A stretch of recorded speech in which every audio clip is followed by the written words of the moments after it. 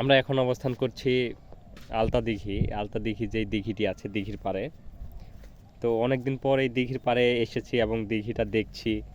এর আগের যখন আসছিলাম তখন কেবল ওয়াচ টাওয়ারটি হচ্ছিল, কিন্তু তারপর কখনো আসা হয়নি। কিন্তু ওয়াচ টাওয়ারটা তৈরি হয়ে যাওয়ার পরে এখন যখন এসেছি জায়গাটি আসলে খুব সুন্দর লাগছে।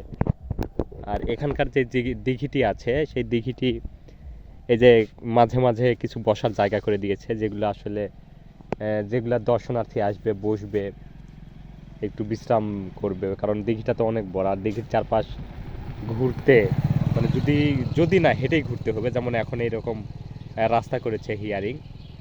আগে এইরকম হিয়ারিং রাস্তা ছিল না, পাশ দিয়ে শাল গাছ ছিল দুই পাশ দিয়ে। আর পুকুরটা এরকম এখন সুন্দর লাগছে, যেহেতু খনন করেছে, খনন করে দুপারে সুন্দর করে পার বেঁধেছে, এই জন্য পুকুরটা এখন সুন্দর লাগছে। আর যাই হোক, খুব সুন্দর লাগছে সব মিলিয়ে। আর বন যেটা আছে সব দিকে তো বন আসলেই আছে। আমার পিছনে এই দিকে মানে যেদিকে চোখ যায় সব দিকেই বন আছে, কোনো দিক যে বন নাই এমন না, যেহেতু এটা বন বিভাগের অন্তর্ভুক্ত। বন বিভাগ আওতাধীন এটা, তদারকি করে বন বিভাগ। চারপাশে বন, আর এটা দিঘি। আর আমার এই পাশেই ওয়াচ টাওয়ারটি এই দিঘির দক্ষিণে অবস্থান। ওয়াচ টাওয়ারটির বা অবস্থিত তৈরি করা হয়েছে। দিঘিটির অবস্থান হলো পূর্ব পশ্চিম, পূর্ব পশ্চিম, আর দৈর্ঘ্য হলো উত্তর দক্ষিণ। তো দক্ষিণ দিকে ওয়াচ টাওয়ারটি তৈরি করা হয়েছে। আর ওয়াচ টাওয়ারটি এমন জায়গায় তৈরি করা হয়েছে যেখান থেকে পুরো যেখান থেকে পুরো দিঘিটি এবং যে চারপাশে বন জঙ্গল আছে সেই বন জঙ্গলগুলি যেন দেখা যায়। আর এখন এগুলাতে নতুন করে গাছ লাগিয়েছে, এই যে বসার জায়গা করে দিয়েছে, গাছ লাগিয়েছে।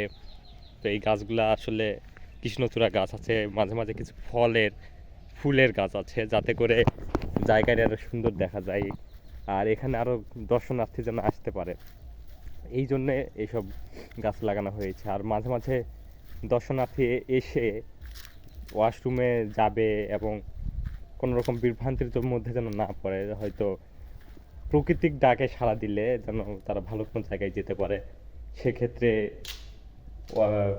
শৌচাগারও বানিয়েছে, কিন্তু শৌচাগারগুলো এখনও কমপ্লিট করা হয় নাই, মানে আনকমপ্লিটেড আছে। এই যে শৌচাগারগুলা নতুন মানে বানিয়েছে, কিন্তু শৌচাগারগুলো এখনো তৈরি করা হয়নি, মানে পুরোপুরি তৈরি করা হয়নি, নির্মাণ কাজ চলতেছে।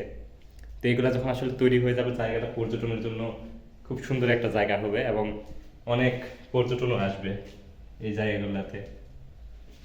এই যে অনেক বড় বড় স্পেসিং নিয়ে খুব সুন্দরভাবে এগুলো তৈরি হচ্ছে, এখনো পুরোপুরি কমপ্লিট হয়নি।